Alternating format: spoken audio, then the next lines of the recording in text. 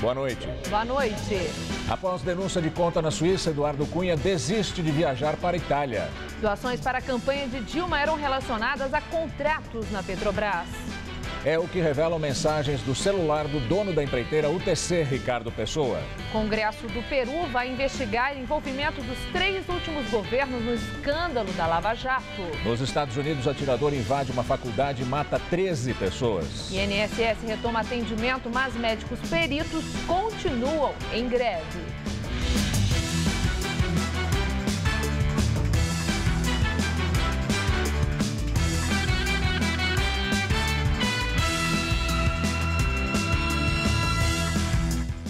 Tiroteio numa faculdade no estado americano do Oregon deixa pelo menos 13 mortos e 20 feridos. O atirador foi morto pela polícia. O tiroteio foi no meio da manhã, no campus que fica numa área rural de Roseburg, uma cidade de apenas 22 mil habitantes. O atirador de 20 anos abriu fogo dentro de uma sala de aula. A polícia foi chamada, houve troca de tiros e o agressor morreu. A polícia ainda não divulgou a identidade dele nem por que ele fez esse ataque. 4 armas foram encontradas com ele. Os investigadores estão analisando publicações que o atirador teria feito em redes sociais ontem à noite. Aqui no Brasil, após quase 3 meses de paralisação, os funcionários do INSS retomaram hoje os atendimentos à população. Mas os médicos peritos ainda seguem em greve. Na agência do INSS do Glicério, na região central, a fila começou ainda de madrugada. Chega muito cedo. 4h40. Às 7 horas, o portão da unidade foi aberto. Um alívio para quem esperou meses para ser atendido. Eu estou desde mês 6, mês de junho, sem receber. Um dos motivos foi a greve. E tá ruim para me comprar medicação, essas coisas, né? Nesta agência em Santana, na Zona Norte, a procura também foi grande, mas sem tumulto. Antônio veio entrar com o pedido de aposentadoria da esposa. Foi até melhor do que eu esperava, né? Esperava um tumulto maior, só que a coisa fluiu. Cheguei, eram 6h30, estou saindo 8h24, então umas 2 horas, isso é normal. O atendimento foi bem tranquilo. A greve dos servidores do INSS durou 84 dias. A proposta firmada com o governo na semana passada prevê um reajuste salarial de 10,8% em 2 parcelas, uma no ano que vem e outra em 2017. Mas nem todos os serviços foram normalizados. Os médicos que fazem a perícia e pertencem a um outro sindicato permanecem em greve. Apenas 30% do efetivo estão trabalhando. Por isso, a orientação do INSS é para quem tem um horário agendado, ligue para o telefone 135 para saber como está o atendimento na unidade. A paralisação dos médicos peritos teve início no dia 4 de setembro e, desde então, 260 mil perícias deixaram de ser feitas em todo o país. A categoria quer 27% de aumento. Afastada do trabalho desde junho por causa de um problema no joelho, a recepcionista Ornella já tentou agendar a perícia 2 vezes. Só conseguiu para dezembro. O que eu vou ficar esperando serão 6 meses, né? Sem receber, sem salário algum. Eu me sinto absurdamente lesada. Eles agem como se estivessem me fazendo um favor, que você tem que ter paciência.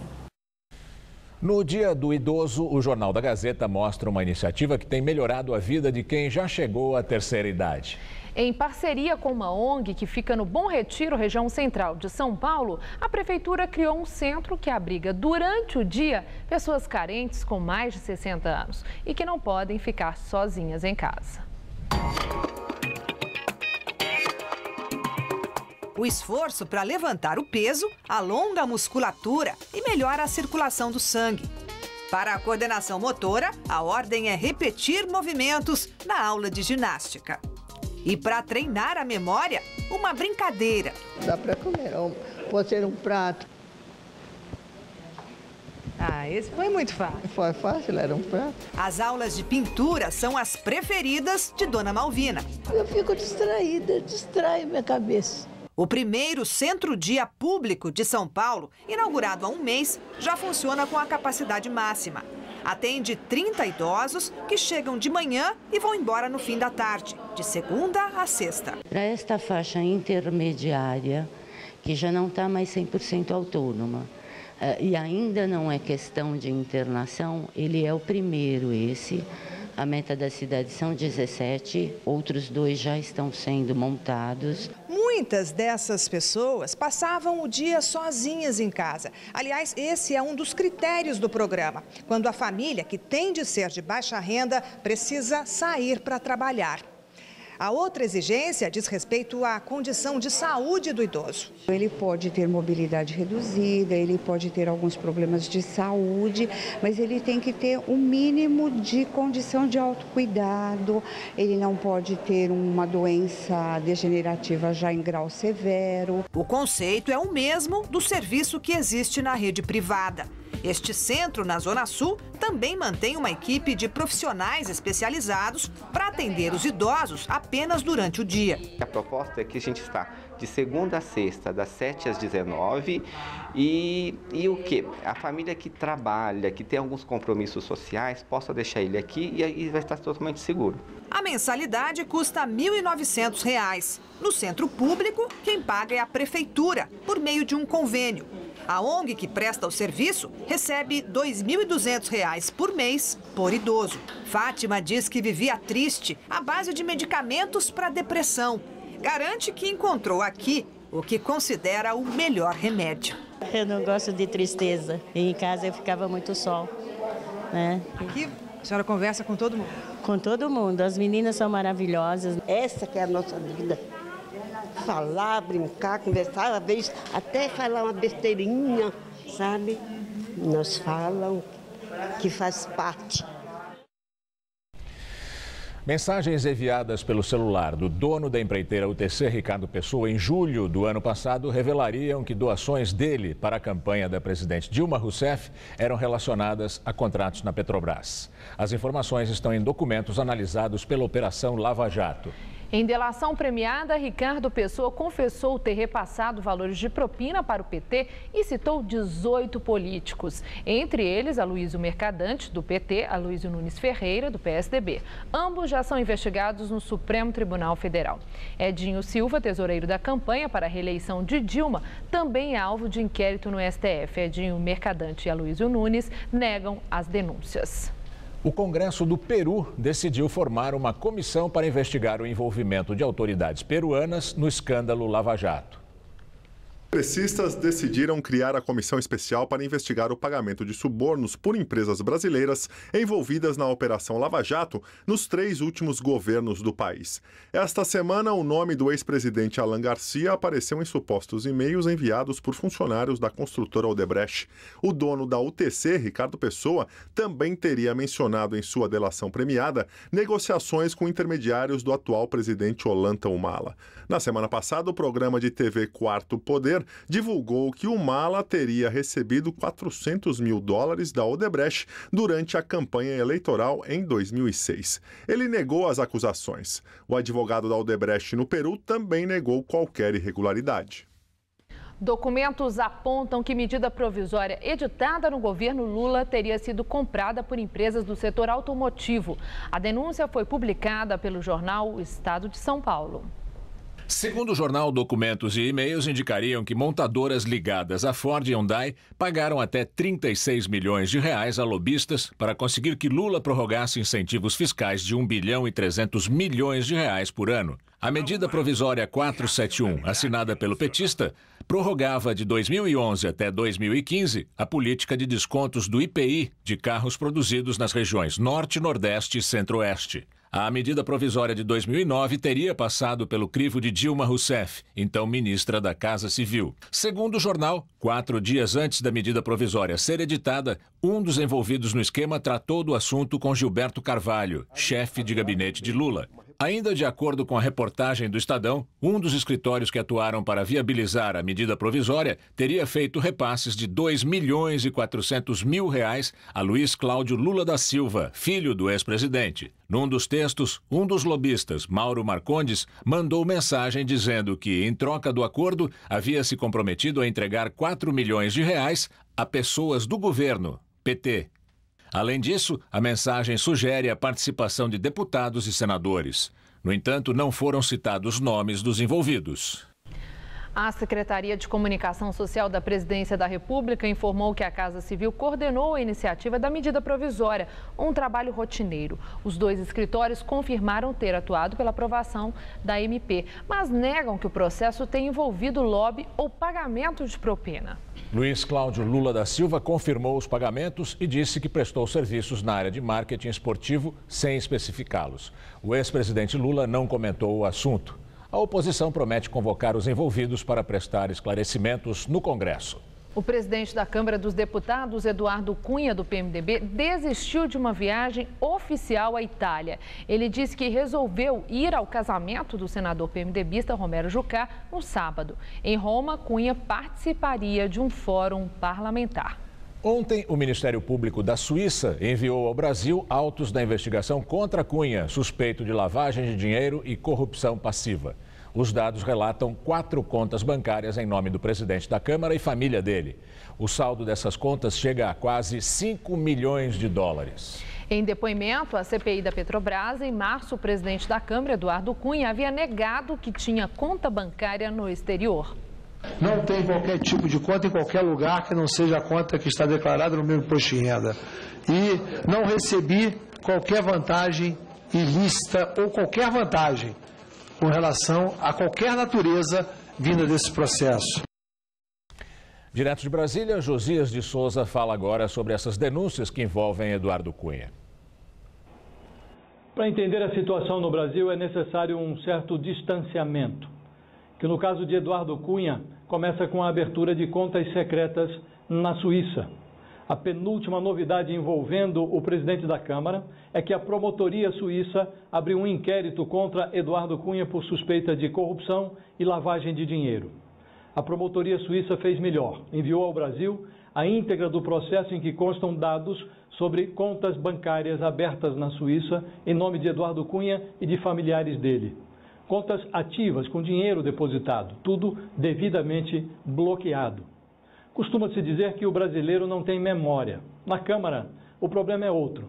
Os deputados não têm curiosidade. As novas suspeitas em relação a Eduardo Cunha surgem em ritmo quase diário. E os deputados, ou a maioria deles, não têm o menor interesse em cobrar de Eduardo Cunha um lote de explicações. Eduardo Cunha tornou-se a personificação da suspeita. E a suspeita percorre os corredores da Câmara, a suspeita negocia com a oposição, veja você, o rito do impeachment de Dilma Rousseff.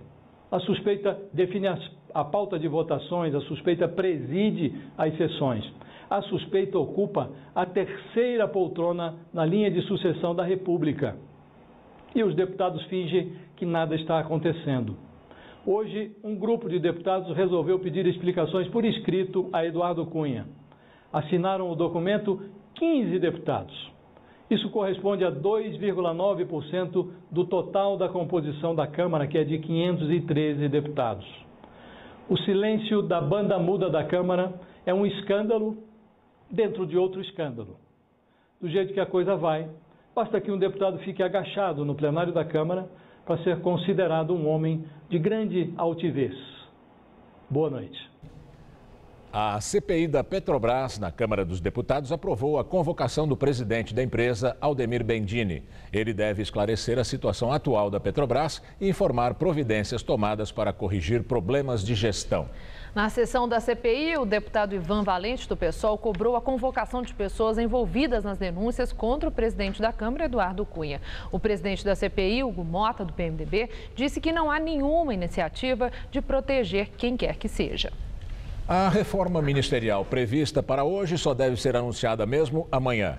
A presidente Dilma Rousseff voltou a se reunir com o ex-presidente Luiz Inácio Lula da Silva e com o vice-presidente da República, Michel Temer, para acertar detalhes das mudanças. O PMDB de Temer, hoje com 6 ministérios, deve ganhar mais um e o PT deve perder cargos. Dos petistas que ficam, Aloysio Mercadante deve trocar a Casa Civil pela Educação, sendo sucedido por Jacques Wagner. A Saúde, hoje com o PT, deve ficar com o deputado federal do PMDB.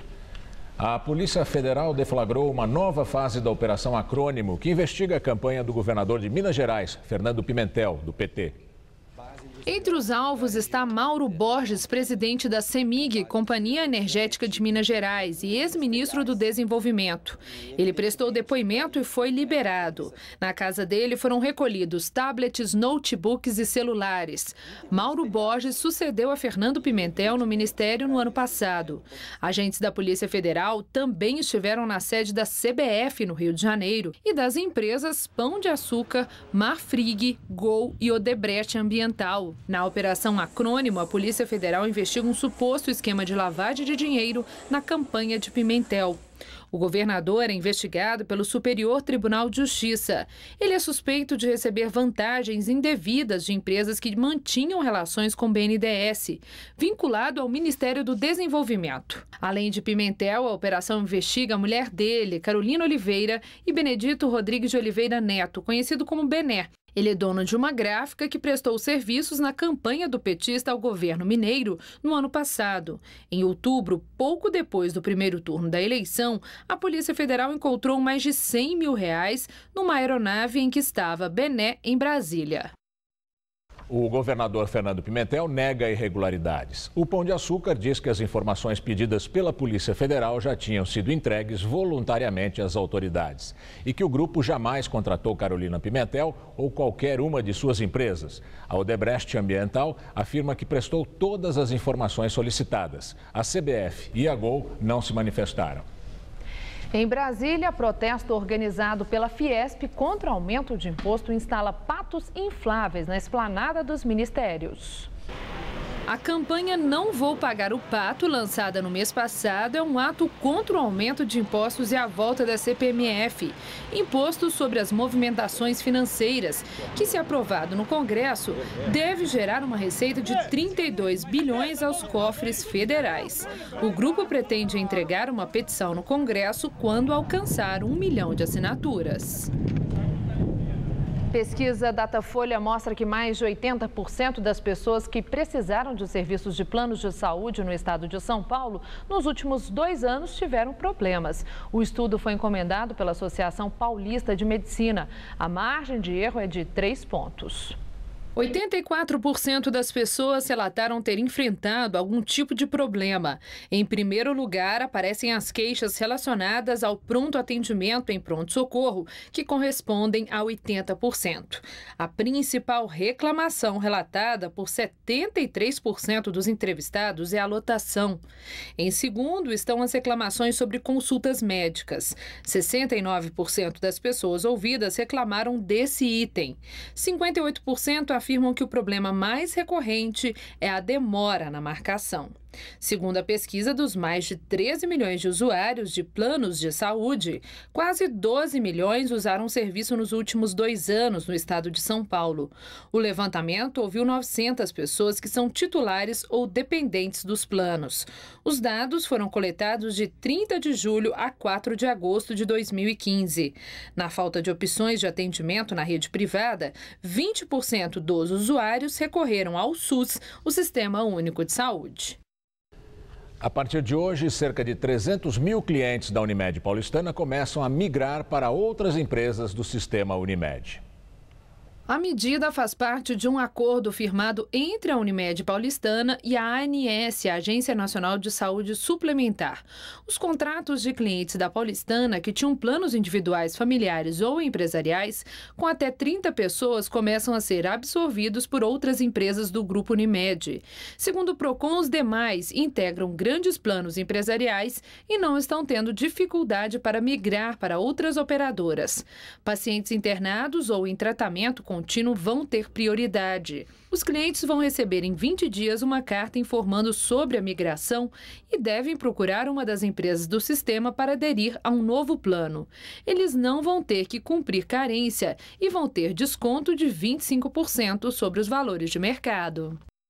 Elas fizeram sucesso entre os anos 50 e 70, quando eram as preferidas para revestir paredes. As pastilhas de cerâmica dão um charme especial aos prédios que até hoje se destacam na paisagem urbana de São Paulo. Modificada pela tecnologia, a moda do passado voltou para tentar conquistar o consumidor, principalmente pela praticidade.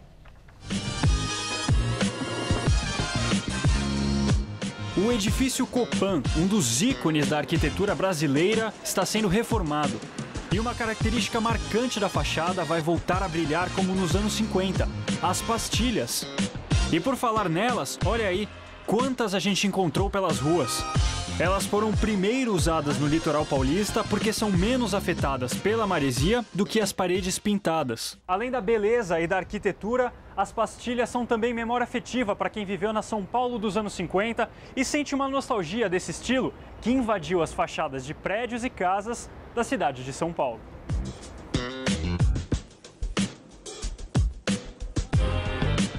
Esse estilo arquitetônico, com as pequenas pastilhas de cerâmica, esteve em alta até os anos 70. Os prédios antigos no centro da cidade relembram bem essa época. Este aqui, projetado por Artacho Jurado, colore a Rua Maria Paula, dos pilares até o teto, desde 1956.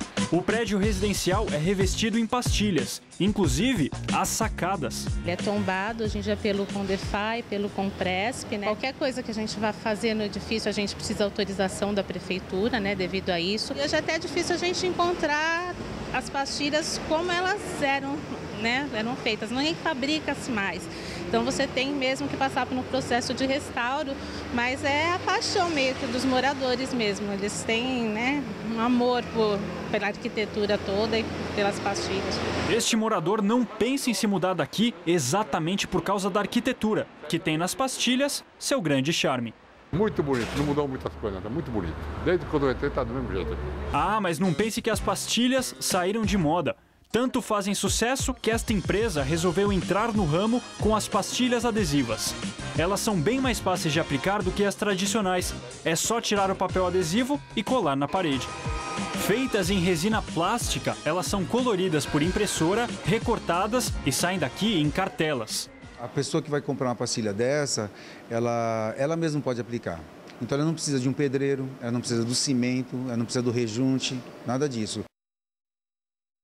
Tivemos uma quinta-feira de sol entre muita nebulosidade em todo o estado de São Paulo. No interior, as temperaturas passaram dos 30 graus. Aqui na capital, a máxima chegou só aos 26. E a chuva não passou, na verdade, de um pequeno chuvisco. Gamberini, a partir de amanhã, teremos mudanças por aqui. Será que vem chuva forte? Mariana Armentano traz os detalhes da previsão. O destaque da previsão para esta sexta-feira é o risco de chuvas fortes amanhã no centro-sul do Brasil, principalmente na região sul. Os temporais são resultado da soma de tempo abafado, mais um sistema de baixa pressão e uma frente fria que avança pelo litoral. As chuvas devem começar desde cedo nos 3 estados da região sul e o tempo deve ficar mais carregado nessa área em azul escuro, entre o norte gaúcho e o interior de Santa Catarina. Amanhã em Curitiba, máxima de 25 graus. Em Porto Alegre, 26. No Rio de Janeiro, 32. Em Minas e em Goiás, o ar seco volta a ganhar força, vai fazer até 32 graus em Brasília e 33 em BH. O estado de São Paulo também vai sofrer influência da frente fria que passa pelo litoral da região sul do Brasil. E com o calor e a alta umidade do ar, fica formada aquela combinação perfeita para os temporais. O tempo só deve seguir firme e ensolarado no norte paulista. As temperaturas vão passar dos 30 graus em praticamente todas as cidades do interior. Aqui na faixa leste faz até 31 graus em São José dos Campos e também em Sorocaba, e em Campinas chega a fazer 32. Para a Grande São Paulo, a previsão também é de bastante calor e sol entre alguma nebulosidade. À tarde, as nuvens ficam mais carregadas e aí vem as chuvas com raios e ventania. Nesta sexta-feira, mínima de 18 e máxima à tarde na casa dos 30 graus. No sábado, temperaturas entre 20 e 28 graus, com mais temporais previstos. E no domingo, a temperatura cai, máxima de apenas 20 graus e o dia fica chuvoso.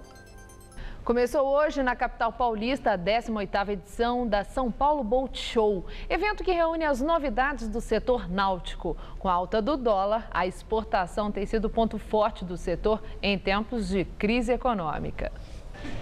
O mar parecia não estar para peixe. No ano passado, o setor náutico teve uma retração de 3%. Mas o otimismo do mercado surpreendeu até os organizadores desta feira em São Paulo. Os estaleiros, eles são como um time que está jogando no ataque e não na retranca. Nunca vimos tantos lançamentos como esse no São Paulo Boat Show 2015. Entre os lançamentos, marcas de grife de alto luxo, barcos dos sonhos. Tem também uma das motos aquáticas mais rápidas do mundo e ainda muita tecnologia. Por exemplo, sondas que mostram tudo o que acontece embaixo e na frente do barco, agora em imagens super definidas em 3 dimensões. Tá, mas aí você pode perguntar, a gente não está em plena crise econômica? Pois é, mas para esse mercado não é bem assim, não.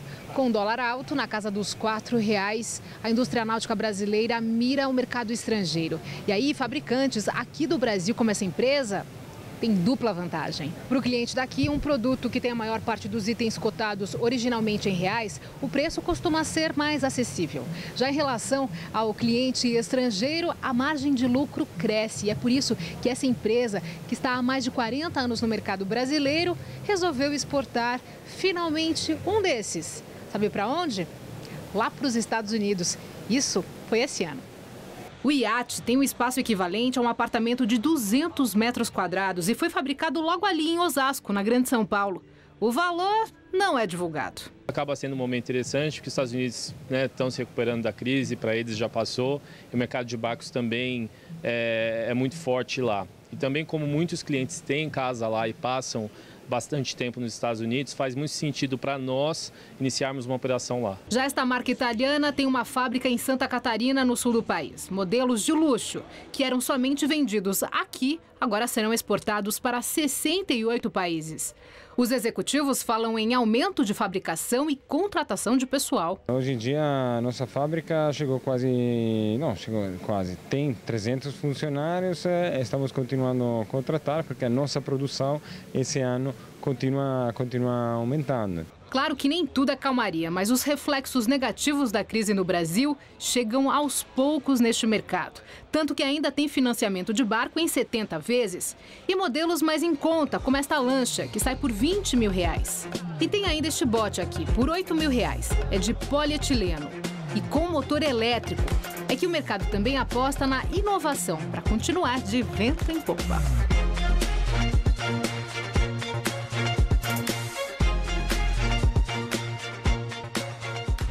A São Paulo Boat Show vai até terça-feira no Transamérica Expo Center. Os ingressos custam R$60.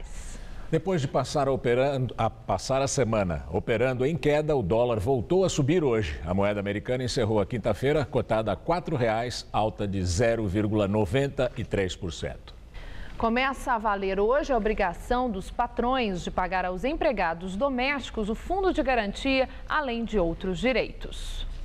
Os novos direitos estão previstos na chamada PEC das Domésticas, lei que foi aprovada em abril de 2013, mas que só foi regulamentada este ano.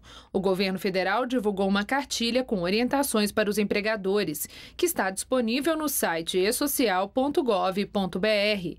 Entre as informações do documento estão detalhes sobre a implantação do Simples Doméstico, que define um regime unificado para pagamento de todos os tributos e demais encargos, inclusive o FGTS. O primeiro pagamento nesse novo modelo referente a outubro deve ser feito até o dia 7 de novembro. Balança comercial tem superávit de quase 3 bilhões de dólares em setembro, o melhor resultado para o mês desde 2011. Segundo o Ministério do Desenvolvimento, as exportações somaram 16,1 bilhões de dólares e as exportações 13,2 bilhões de dólares. Apesar do resultado positivo desse mês passado, houve queda nas exportações na comparação com setembro de 2014.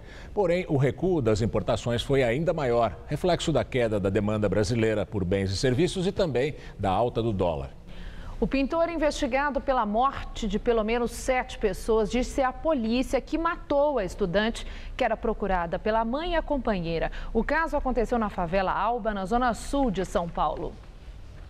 A Polícia Civil mostrou fotografias da estudante Renata Cristina Pedrosa Moreira, de 33 anos, para o pintor Jorge Luiz Moraes de Oliveira, que disse no interrogatório que matou a mulher. Na segunda-feira, após o fim do trabalho da perícia, a mãe e a companheira de Renata entraram na casa do pintor em busca do corpo. Não encontraram, mas acharam ossos e novos restos mortais que não haviam sido recolhidos pelos peritos. O pintor foi preso pela morte do vizinho Carlos Neto de Matos Júnior e depois confessou 4 assassinatos. A polícia quer saber quem são as vítimas e está chamando parentes de uma lista de cerca de 30 pessoas desaparecidas na região do Jabaquara. Segundo a delegada responsável pelo caso, não há expectativa de encontrar mais corpos na casa do pintor. O crescimento dos casos de mortes em ocorrências policiais em São Paulo, na entrevista do dia com Maria Lídia Flandoli. O Jornal da Gazeta recebe o ouvidor da Polícia do Estado de São Paulo, Júlio César Fernandes Neves, advogado de extensa atuação na luta pelo respeito aos direitos humanos e cidadania viva em nosso país. E é também membro e integra a Comissão de Justiça e Paz. Muito obrigada por estar conosco. Nós vivemos momentos de notícias sobre segurança pública. Por um lado, que traz até um conforto para o cidadão. Queda nos números da criminalidade, comparando com anos passados, observa-se um avanço no estado de São Paulo.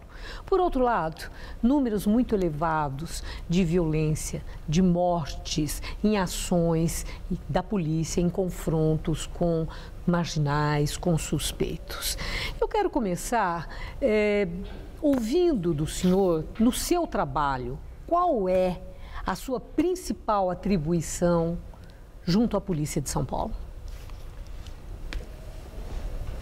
A ouvidoria exerce a atividade,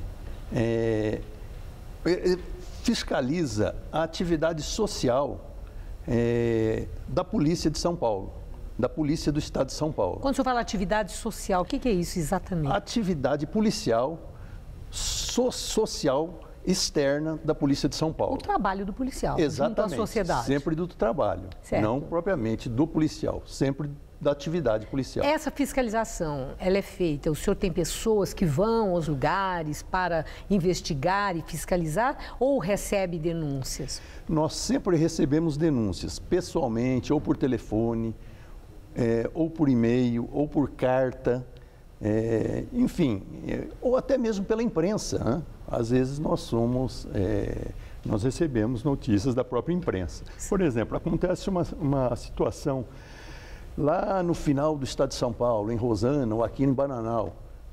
Às vezes não tem a denúncia, mas o jornal lá, a televisão de Presidente Prudente ou de São José do Rio Preto noticiando, a gente está recepcionando essa denúncia. E abrimos uma investigação, oficiamos os órgãos corregedores, né? Bom, eu aproveito para perguntar algo que é muito intrigante, esse caso que nós acabamos de noticiar, né, aquela descoberta daqueles corpos, né, um serial killer, e em que havia a confissão de uma morte pelo próprio assassino.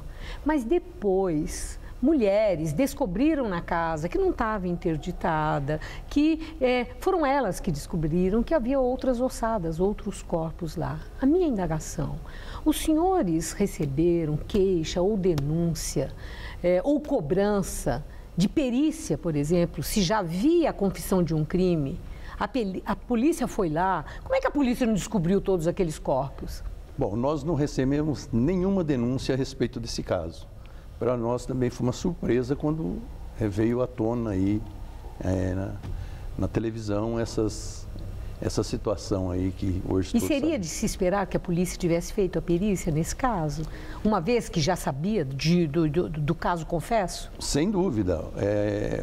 De ofício, quando o policial fica sabendo, ele teria que exercer essa situação que é um dever da polícia. E seria dever da ouvidoria cobrar da segurança pública essa perícia? Se nós soubéssemos do caso, nós de ofício já cobraríamos não só o órgão corregedor, como até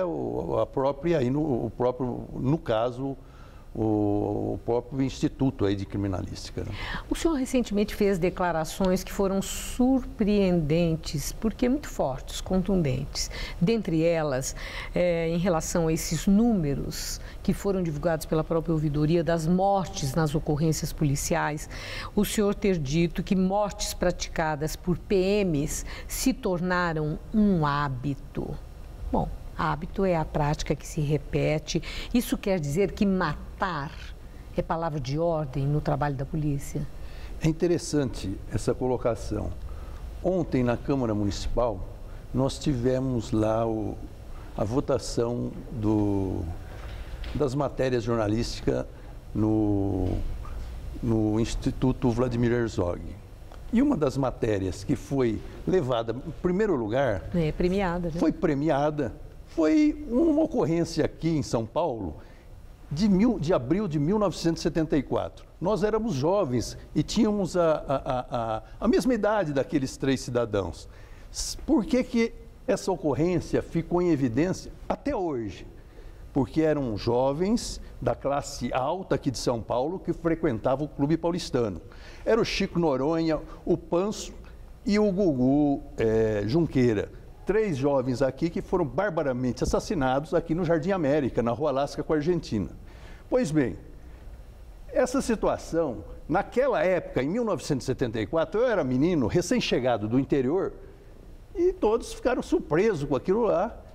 Inclusive, na época, naquele dia que aconteceu, naquela noite, o secretário de Segurança Pública, o então coronel Erasmo Dias, foi até a delegacia, né? Só que essa ida na delegacia nós só ficamos sabendo recentemente com essa reportagem que foi premiada ontem pelo Instituto Vladimir Herzog.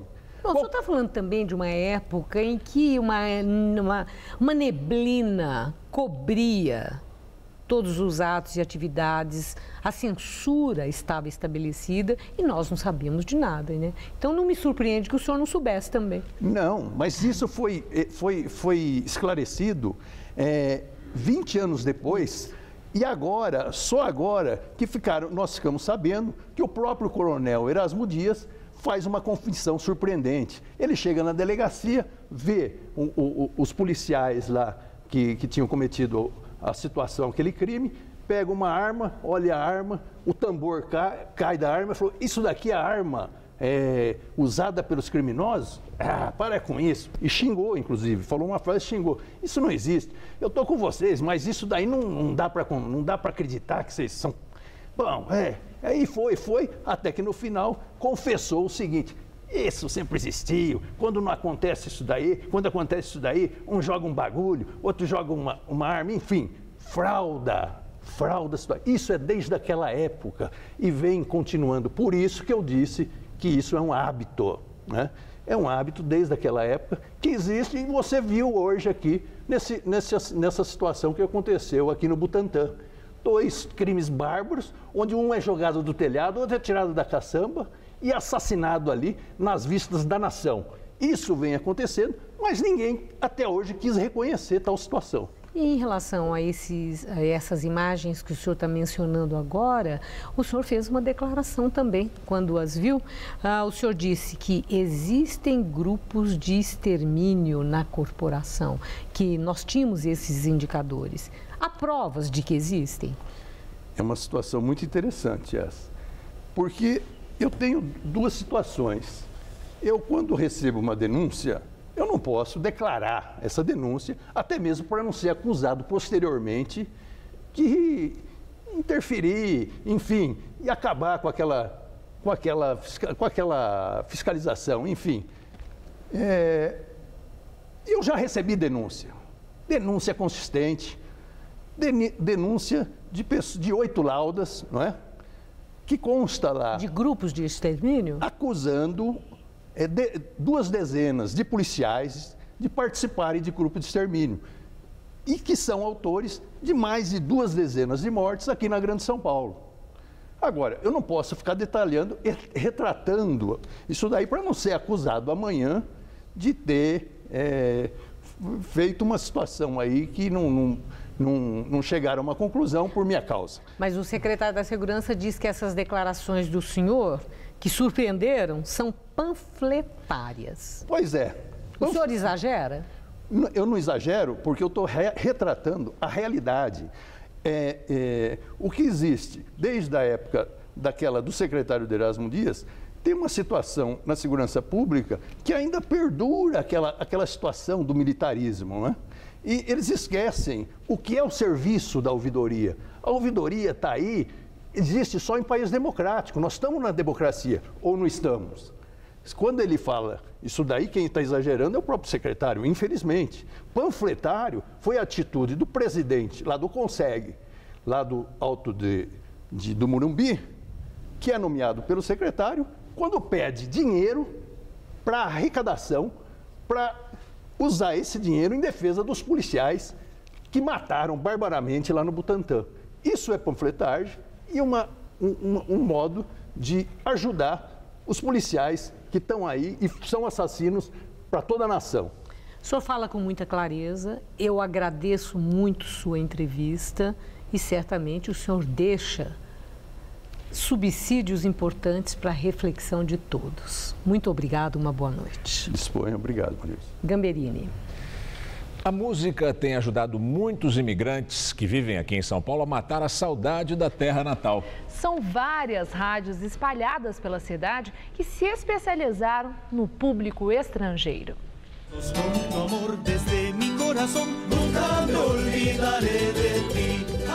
Como estão, que tal, amigos da web Rádio Nova América? Tudo o que o seu Jorge queria era criar uma forma de unir os imigrantes bolivianos que moram aqui em São Paulo. É que ele mesmo veio para o Brasil há 29 anos. O Jorge resolveu, então, agir por meio da voz, e de um microfone. A ideia era ganhar uma sola vez. Já lo hizo ante uma audiência recorde. Ele criou a web rádio Nueva América em 2007, aqui na casa dele mesmo, e começou dando notícias esportivas, principalmente da Bolívia, para dar um gostinho de casa ao imigrante que ouvia. Tudo, claro, na língua materna. O grande objetivo é esse, minimizar a dor para que a luta deles do dia a dia seja por meio da rádio. A vantagem de uma web rádio é que ela pode ser feita e transmitida a partir de qualquer computador com acesso à internet. É o caso da Nueva América, que é feita no Bom Retiro, mas vai para o mundo todo. A gente não fala agora, hoje em dia, só para a comunidade boliviana, a gente fala para o peruano, para o paraguaio, para o argentino e a gente está abrindo a cada vez mais os caminhos.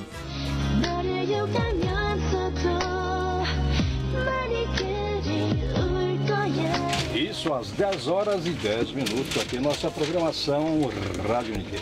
É também para o mundo que vão as vozes do Paulo e da Mieko, da Rádio Nikkei. A rádio já tem 25 anos e surgiu para falar diretamente com os descendentes de japoneses. Mas mudou bastante de lá para cá. Antigamente, 70% nosso ouvinte era japonês. Só que hoje em dia é mais brasileiros que estão ligando. Né? A Mieko é japonesa e veio aos 20 anos para o Brasil. Teve que aprender o português na marra, no dia a dia com os brasileiros mesmo. Hoje ela faz o contrário, ensina o brasileiro a falar japonês. Nós temos ouvintes que nos acompanham há mais de 20 anos, brasileiros, né? Se interessaram pela cultura, pela música e acabaram aprendendo até japonês, se formaram e são nossos ouvintes até hoje. Então, é uma fidelidade assim que é impressionante.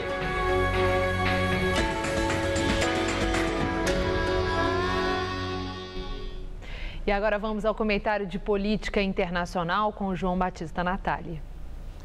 Imagine uma jovem grávida que é presa em razão de suas atividades políticas. Na cadeia, ela é bem tratada e bem alimentada até dar à luz.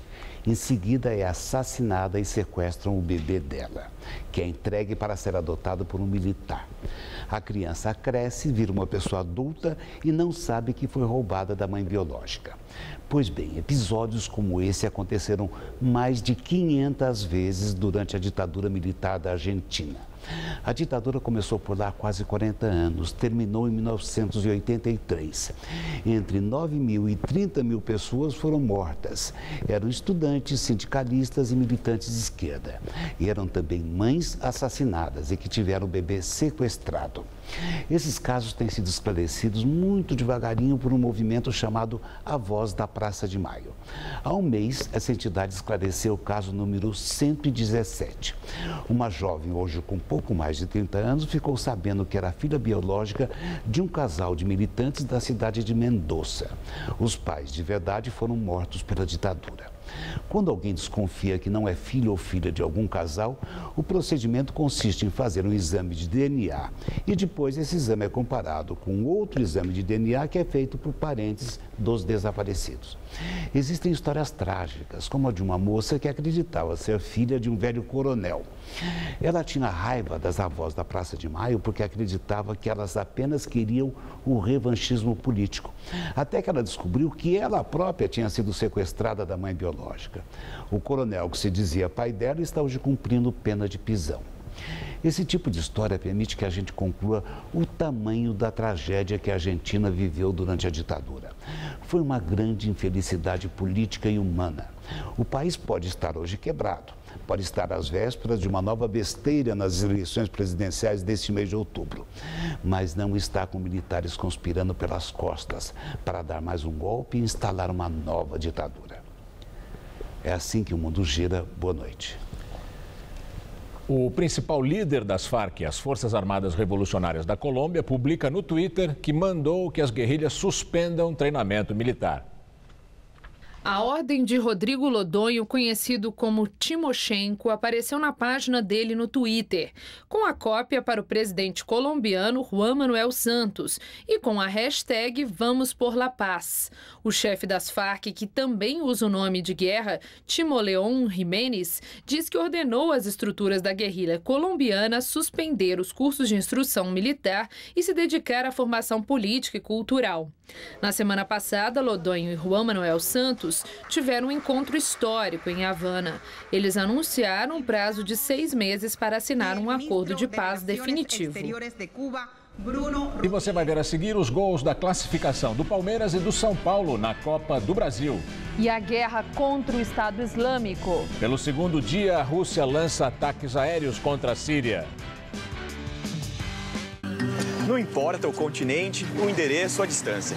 Com o Sedex Mundi, os Correios oferecem para você uma rede internacional de entregas em mais de 200 países. Sedex Mundi é o mundo logo ali e com o mesmo padrão de qualidade. A sua encomenda entregue no prazo combinado. Hi there. Chef. Bem na hora. Let's go, everybody. We'll open in 30 minutes. Serviços internacionais. Um mundo mais perto de você. Para bom entendedor, meia palavra basta. Não. Por isso, questionamos políticos e autoridades públicas, trazemos informação e esclarecimento sobre os temas importantes do seu dia a dia. TV Gazeta. Bom te ver sempre bem.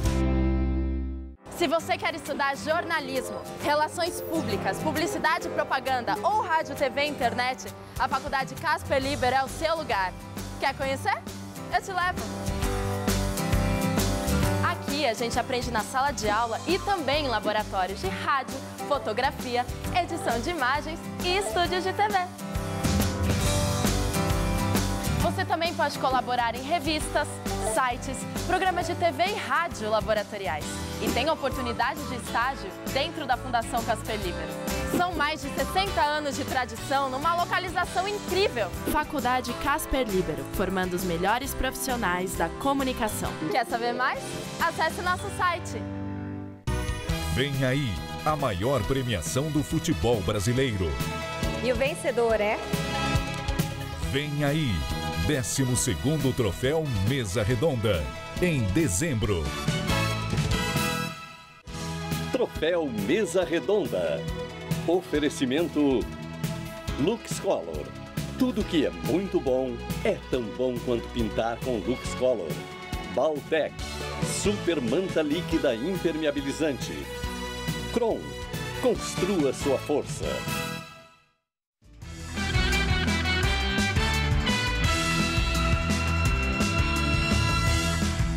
E agora as notícias do esporte com Estela Gontijo e Celso Cardoso. Santos decide hoje o futuro na Copa do Brasil. São Paulo, Palmeiras e Fluminense já estão garantidos na fase semifinal. Celso Cardoso. Pois é, Estela, o Fluminense avançou no critério do gol fora de casa.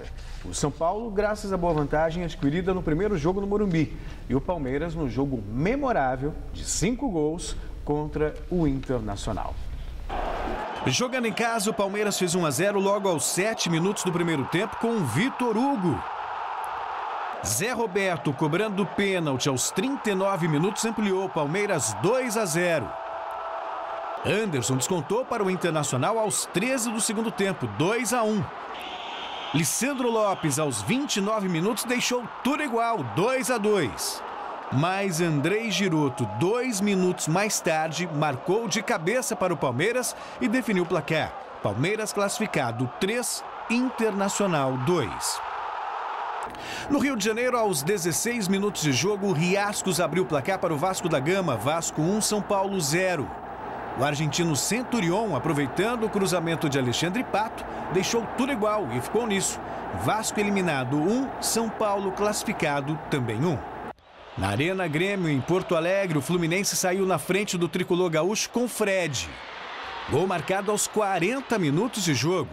No segundo tempo, aos 30, Bobô deixou tudo igual e ficou assim, Grêmio 1, Fluminense também 1. Com o empate, o Fluminense está garantido nas semifinais da Copa do Brasil.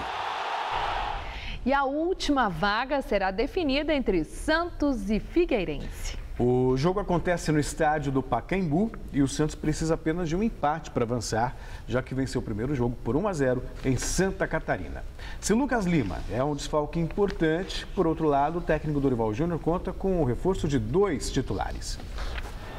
A vitória por 1-0 em Floripa permite ao Santos empatar logo mais com o Figueirense para garantir uma vaga na semifinal da Copa do Brasil. Todo cuidado será pouco.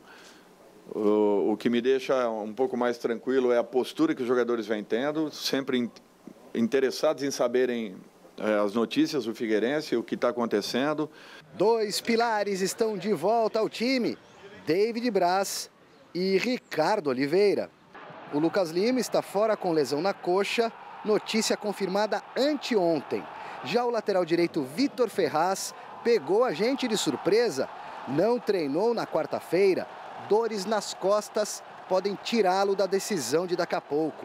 E confia, entre outros, em Rafael Longini para o lugar do Lucas Lima. E no Gabigol, então, hein? Eu acho que ele passou a trabalhar coletivamente. Para mim, essa foi a grande mudança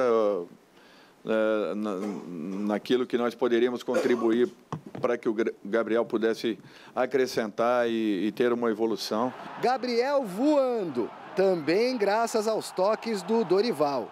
Ricardo Oliveira, esse aí nem precisa de conselhos. Um jogador chave para a manutenção da regularidade que a equipe do Santos vinha apresentando e espero que mantenha.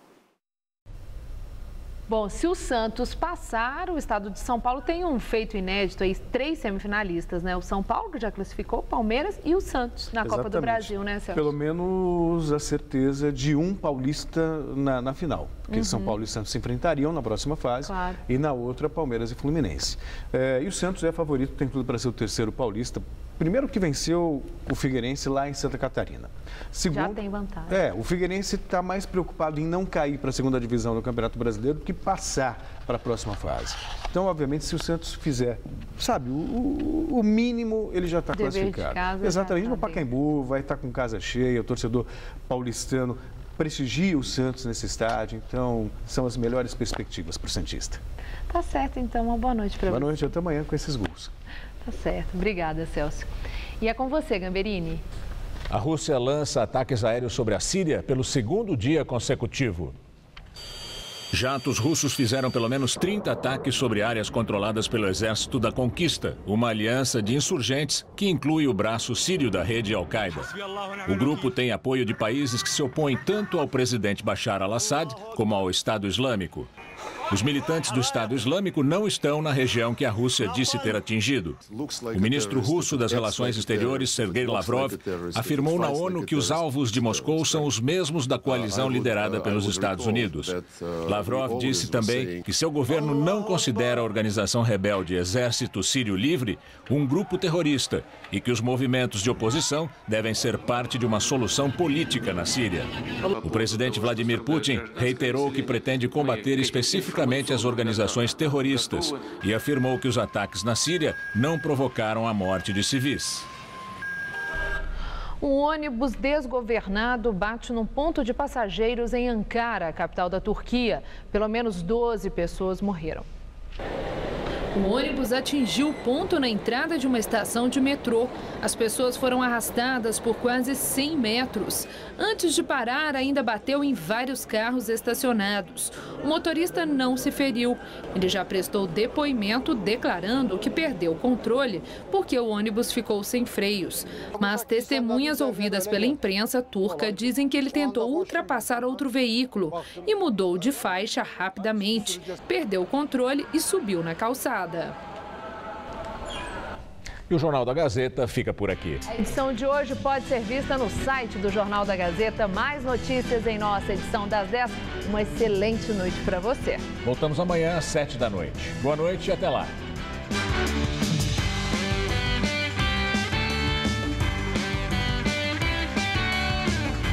Fique por dentro das estreias do cinema com Christian Peterman no Todo Seu. Hoje, 10h30 da noite.